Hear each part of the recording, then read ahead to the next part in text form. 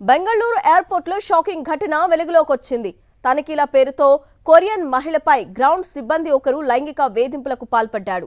కెంపెగౌడ అంతర్జాతీయ విమానాశ్రయంలో ఈ నెల 19న ఈ ఘటన చోటు చేసుకుంది. విదేశీ మహిళ ఫిర్యాదుతో పోలీసులు నిందితుడిని అరెస్టు చేశారు.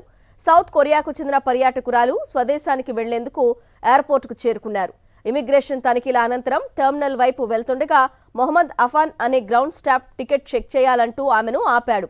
చెక్ ఇన్ లగేజ్ నుంచి శబ్దం వస్తుందని, స్క్రీనింగ్ కౌంటర్ వరకు వెళ్లి తనిఖీలు నిర్వహించడానికి ఆలస్యం అవుతుందని చెప్పాడు. ఈ క్రమంలో వ్యక్తిగతంగా తనిఖీ చేయాలంటూ ఆమెను పురుషుల వాష్రూమ్ సమీపానికి తీసుకెళ్లాడు. అభ్యంతరం చెప్పినప్పటికీ ఆమెను అనుచితంగా తాకాడు. ఆమె ప్రతిఘటించడంతో అతడు అక్కడి నుంచి వెళ్లిపోయాడు.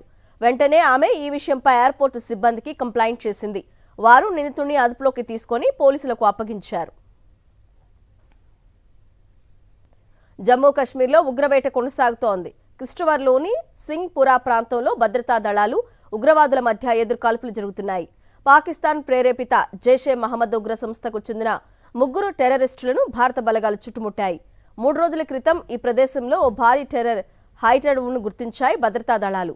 ఈ క్రమంలో జరిగిన ఎదురుకాల్పుల్లో భారత పారా ట్రూపర్ ఒకరు అమరులయ్యారు. తాజాగా ఇక్కడే మరో ఎన్కౌంటర్ మొదలైంది.